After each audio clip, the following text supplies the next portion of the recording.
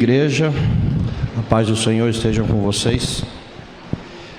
Quem não pôde ver, uma boa entrada de ano, que seja muito bem abençoado pelo Senhor. Queria fazer uma oração antes de começar. Querido Deus, amado Pai, muito obrigado porque o Senhor nos deu Jesus.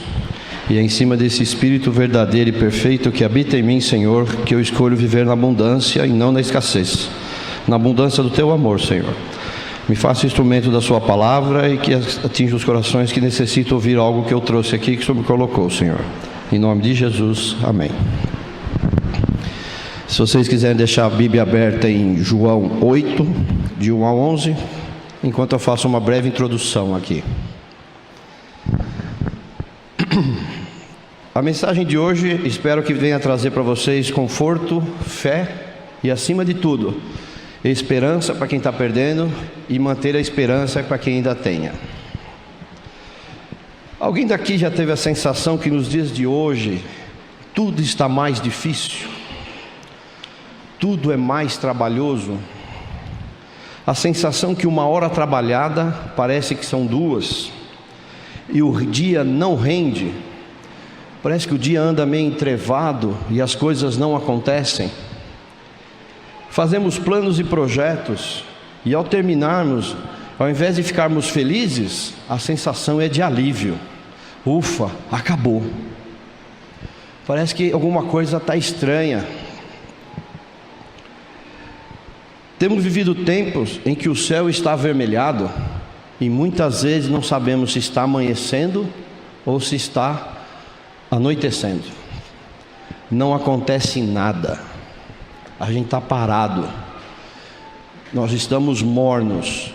E quando eu falo nós, inclua a mim também. Não vocês, igreja, mas a sensação do mundo. Nós estamos parados. Alguma coisa está errada aí. E eu quero tentar mostrar para vocês como mudar essa visão. Temos perdido o foco. Estamos com olhares voltados para as coisas que são passageiras e não eternas. Esquecemos às vezes que mesmo por um breve momento, aquilo que Deus fez na pessoa de Jesus é o mais importante para nossas vidas. Até lembramos, mas não vivemos. Até lembramos, mas não passamos para o outro. Até lembramos, mas passa rápido, porque os problemas estão intensos. O dia está árduo, está difícil caminhar. A sensação, não sei se vocês já foram para a praia e tentaram correr na areia fofa, é que você faz uma força e quase não sai do lugar. Então eu vou trazer para vocês algo que para aquecer o coração e tentar aquecer a alma, que Deus me falou durante a semana, como o pastor Tiago estava falando, que desde o dia que eu soube que viria pregar aqui, aumentou a carga de responsabilidade. Quero falar para vocês do primeiro amor. Vai estar alinhavado com o tema da nossa igreja. A Bíblia nos 2 primeiros capítulos, lá em Gênesis, conta que Deus fez no início, e tudo que ele terminava, ele dizia assim: e viu Deus que era bom. Primeiro capítulo, segundo capítulo, e viu Deus que era bom. Mas no capítulo 3 desse mesmo livro, aparece, ou pelo menos parece, que algo deu errado. E veio a queda do homem. Oh meu Deus, e agora? Quem me salvará? O homem caiu. O plano de Deus deu errado.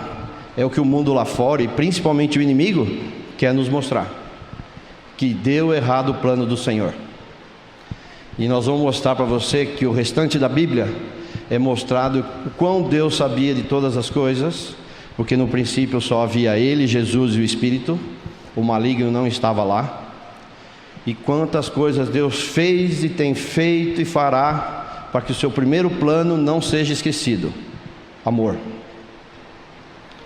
Nós sabemos que alguns teólogos e estudiosos dizem que o inimigo surgiu por inveja de Deus, por nos criar uma sua imagem e semelhança, ou ainda que Deus pudesse ter algo para poder manifestar seus atributos: misericórdia, perdão, amor. Mas uma coisa é certa sobre esse inimigo: ele quer nos destruir, ele quer nos acusar, ele quer nos desmotivar a procurar pelo nosso Deus, distorcendo tudo que ele fez. Ele muda ardilosamente as palavras do Senhor. Então, lembrado da conversinha com Eva lá no paraíso? Aquela conversinha de pé de ouvido, dizendo que podia comer do fruto, que ia ser igual a Deus, conhecedor do bem e do mal. E aí o homem foi acreditando nessa história de ser Deus e caiu de 4. Hoje o homem vive em 4 pernas: eu sou, eu sei, eu faço e eu tenho. Você não é nada, você não tem nada, você não sabe nada, você não faz nada. Quem faz é Ele. Deus faz, Deus tem, Deus sabe, Deus possui. Nós oramos para pedir emprego a Deus, nós oramos para pedir cura de doença, porque você não cura ninguém. Mas o inimigo é ardiloso, ele fica buzinando na sua orelha, e cada vez que você erra, ele chega para você e fala assim: de novo? Mais uma vez você caiu? Que cara de pau a sua procurar Jesus para pedir perdão? E você às vezes acredita. Houve uma fase na minha vida que eu também acreditei. No culto que teve a ação de graça aqui, enquanto eu era de outra denominação e não julgando a denominação, procurei Jesus em todos os lugares. Parecia que ele estava sempre uma esquina na minha frente, um passo na minha frente, quando eu fui descobrir que ele estava dentro de mim. Queria trazer uma breve mensagem, uma coisa que pensei um pouco, orei muito a Deus e trouxe uma ideia que queria compartilhar com vocês. O tema desse mês nos traz um pouco das maravilhas que Deus tem feito o tempo todo em nossas vidas, mas que às vezes o nosso foco desajustado não consegue perceber. O tema diz assim: portanto, acolhei-vos uns aos outros, como também Cristo nos acolheu, para a glória de Deus. Romanos 15:7. E o chavão é: acolhidos pelo perdão do Pai. Como a minha esposa é professora e ela gosta às vezes de dividir as coisas para ensinar melhor, e eu trabalho na área de saúde, eu faço também exames por partes, eu resolvi pegar essa frase e dividi-la em 2 partes. Então eu fiz assim: acolhidos. Procurei o significado no dicionário e eu fiquei surpreso com algumas coisas. Acolhidos vem de acolher, e no dicionário diz assim: receber alguém bem ou mal, hospedar, agasalhar, acolher-me em seus braços abertos, aceitar, receber, acolher com agrado e, acima de tudo, amparar. Quanta coisa com a palavra acolher, né? Mas você só acolhe alguém, ou você só faz esse acolhimento quando acontece alguma coisa, e quase sempre está atrelado a uma tragédia. É desemprego, é um câncer, é uma família doente, é uma enchente, um incêndio. Aí que a gente faz? Acolhe as pessoas, o desabrigado. E Deus fez isso com a gente. Aconteceu uma tragédia, pelo menos é o que o inimigo quer nos passar. O homem caiu, o pecado entrou no mundo. E de novo eu pergunto: e agora? Quem irá nos salvar? Essa pergunta é meio mundana, porque todo cristão sabe quem irá nos salvar. Dentre os significados que mais me parece apropriado e me chamou a atenção, esse amparar, como eu estava explicando, você às vezes precisa amparar pessoas que você não gosta, que você não tem afinidade, que você não conhece. Porque aconteceu uma coisa na rua, um acidente, você está sempre pronto a ajudar, e às vezes ela não faz parte do seu meio. Jesus, quando morreu na cruz, morreu por todos os pecados, e muitas dessas pessoas não têm relacionamento com Jesus. Mas continuando, o homem se afastou e pecou, se afastou de Deus, e por conta disso a tragédia continua. E vem a pergunta do mundo: e agora? Quem irá nos salvar? A segunda parte que eu separei foi o perdão. Essa palavra parece estar relacionada com perda E toda vez que perdemos, vem uma tristeza. Você perdeu um brinquedo, você fica triste. Você perdeu um ente querido, você fica triste. Você ficou doente, perdeu a saúde, você fica triste. Então, perda nem sempre é agradável. E junto vem tristeza. E essa tristeza que desmotiva a buscar o foco certo, que é o que o inimigo trabalha. Porque junto com a tristeza vem uma coisa chamada desânimo. Você vem à igreja, você ora, você faz as coisas, mas se não acontece no seu tempo, você fica desanimado. Muito agradecido quem muito é perdoado, mas manter a esperança é muito difícil. Você precisa exercitá-la todo dia. Ela é um músculo. Quanto mais você exercita, mais forte ela fica, porque ela vira perseverança. Deus perdoa nossos pecados, e se queremos ser parecidos com Deus, temos que perdoar. Se não perdoarmos, vamos segurar o perdão, nós não seremos gratos. A verdade é que o perdão tem que nos motivar a buscar a Deus, porque é um Pai que nos conhece e nos perdoa. Continuando, após a queda ganhamos um inimigo, e ele vem ter com o seu Criador, como diz lá em Jó 1:6. Ora, chegando o dia em que os filhos de Deus vieram apresentar-se perante o Senhor, veio também Satanás entre eles. E o Senhor perguntou a Satanás: de onde vens? E Satanás respondeu: de rodear a terra e de passear com ela. A história nós já conhecemos, mas basicamente ela é baseada assim: Jó só fazia porque tinha. Então o diabo tentava, para mostrar que se ele não tivesse, ele faria ao contrário do que Deus dizia. E o acusador é assim: se você faz certo, é porque você é abençoado. Se você não faz, é porque você não presta. É difícil de agradar assim, né?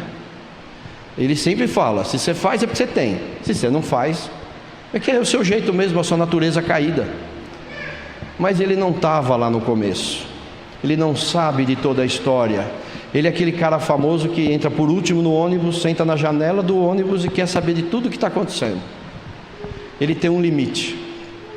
Ele tem um limite porque em Mateus 28:18 diz assim: a Jesus, a ele foi dado todo o poder. Não é um pouquinho de poder, é todo o poder. A Jesus, todo o poder. Então sobra quase nada para o inimigo, mas o pouco que tem, ele faz ser grande. Porque se eu me desanimar, se vocês não me animarem na fé, e eu não animarem vocês, grande chance de cairmos ou continuarmos caídos. E aí já estamos ficando nervosos, né? Porque temos um acusador, um inquisitor, que nos espreita a todo momento e quer nos condenar de qualquer jeito. Ele muda a palavra de Deus. Ele faz você pecar, e tem um ditado aí fora que fala assim, que o diabo ajuda a fazer, mas não ajuda a esconder. Ele faz o pecado ser gostoso, com vontade de fazer de novo. Mas quando você descobre o que você fez e o Espírito de Deus atua, você entra em depressão. Você fala: Senhor, pequei contra ti, contra o céu, contra a terra. E aí você vê o quão errado você estava. Mas ele quer te distorcer. Mas agora vem a parte boa da esperança, né? Deus já tomou lá na eternidade a decisão de arrumar todo o estrago na pessoa de Jesus, quando deu seu único filho para morrer por nós. Amém? Por isso vou compartilhar essa palavra que eu estava comentando para vocês abrirem na Bíblia. João 8, de 1 a 11. Diz assim: Jesus, entretanto, foi para o Monte das Oliveiras. De madrugada voltou novamente para o templo, e todo o povo ia ter com ele, e assentados ensinava. Os escribas e fariseus trouxeram à sua presença uma mulher surpreendida em adultério, e a fazendo ficar em pé no meio de todos, disseram a Jesus: Mestre, essa mulher foi apanhada em adultério. E na lei de Moisés, olha a lei de novo aí, que tais mulheres sejam apedrejadas. Tu, porém, o que dizes? Aqui era uma pegadinha, né? Se Jesus não dissesse nada, negaria a lei de Moisés. E se fizesse alguma condenação, Jesus estaria contra a lei romana, porque a pena capital só Roma podia fazer. E na lei de Moisés nos mandou que tais mulheres fossem apedrejadas, como eu estava dizendo. E diziam isso e perguntavam de novo, tentando acusar Jesus. Mas Jesus, inclinando-se, escrevia na terra com o dedo. É a única passagem na Bíblia que Jesus escreve algo, mas que ninguém sabe. E ele está ali no chão, escrevendo. Como insistiam na pergunta, Jesus se levantou e disse: aquele que dentre vós, sem pecado, seja o primeiro que lhe atire a pedra. Jesus levantou e disse, dessa forma, mas ele queria dizer o seguinte: foi dada a lei a Moisés, mas de Moisés até João Batista, era a lei que mandava. E a lei era dura, porque o coração do homem era duro. Não havia amor em executar a lei. Então Jesus falou assim: você quer executar a lei? Você tem que estar apto para usar a lei. Para usar a lei, não pode ter pecado. Quem não tem pecado, atire a primeira pedra. Quantas pedras foram atiradas? Nenhuma. Porque antes de acusar, você tem que estar limpo. Você não pode estar em pecado.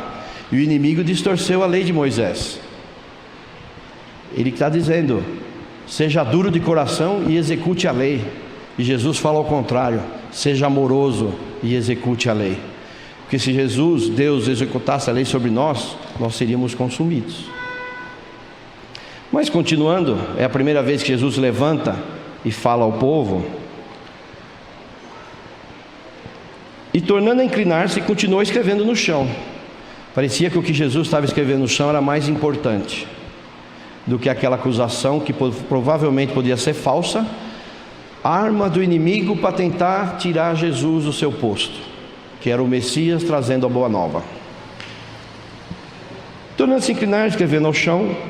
Mas ouvindo essa resposta, acusado pela própria consciência, foram se retirando um por um, a começar pelos mais velhos até os últimos, ficando só Jesus e a mulher onde estava. Você quer executar a lei? Se enquadre na lei. Se você não sabe como funciona a lei, como é que você quer executar a lei? Então Jesus disse que Moisés a João Batista mandava a lei. E ele está dizendo que agora, de João Batista até a morte dele, o que manda é o amor. Quando ele teve com a mulher, que ficou sozinho, Jesus levantou de novo e disse assim: erguendo-se Jesus e não vendo ninguém mais além da mulher, perguntou-lhe: mulher, onde estão aqueles acusadores? O inimigo rumou provas falsas contra você, te pôs contra a sociedade, contra a lei e contra Deus, e quer que Deus te condena. Só que quando o diabo, o inimigo, chega com tudo isso para Jesus, e você aceitou que Ele morreu pelos seus pecados, Ele aceita que Deus olha para o sangue de Jesus e não olha pelo que você fez. Por isso nós oramos aqui: Senhor, perdão dos meus pecados, e a gente sabe que a nossa conta já está paga até lá na frente. E o problema nosso agora não é mais pecado, é relacionamento com Deus, relacionamento com Jesus. Porque eu acredito que está escrito na Bíblia que Jesus se tornou pecado e morreu na cruz. Morreu por todos os pecados. Então não existe mais pecado.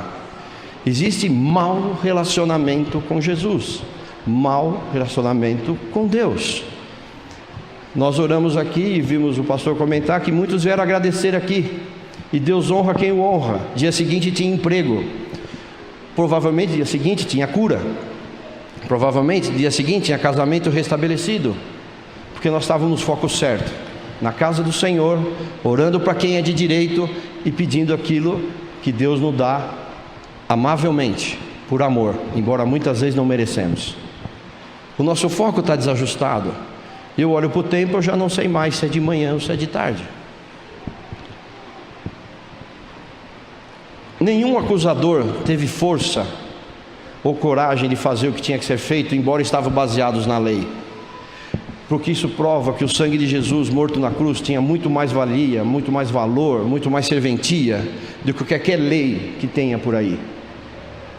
A lei hoje diz que o pecado, a gente tem que buscar Jesus, o sangue dele nos lava, que nos faz apresentar a Deus puros, alegres e limpos. mas temos que ter o relacionamento certo. Deus não é homem de barganha. Eu faço isso, o Senhor me dá aquilo. Porque acima de qualquer coisa que você faça para Deus, há um detalhe na lei. Deus conhece o seu coração. Deus sabe o que vai dentro do seu coração, a intenção com que você o busca. Tem gente que quer status. Eu vou aqui na frente pregar, eu vou falar de Deus, eu sou o cara. E para Deus você não é nada. Paulo diz que quando você é mais fraco, é quando você é mais forte. Porque é quando Jesus está agindo, é quando Deus está agindo. O tema da igreja fala: acolhei-vos, acolhidos pelo perdão do Pai. Seu pecado foi perdoado. Você estava no meio de uma tragédia, você estava em pecado longe de Deus, e sem merecer, Deus deu a única coisa que Ele tinha, seu Filho, para morrer por você, para te buscar lá no cerol, lá no abismo, e falar assim: a sua vida é minha. E a maior cola que existe no mundo é a cola que Jesus disse que aquela ovelha que Deus dá para Ele, ninguém atira, Ele não lança fora.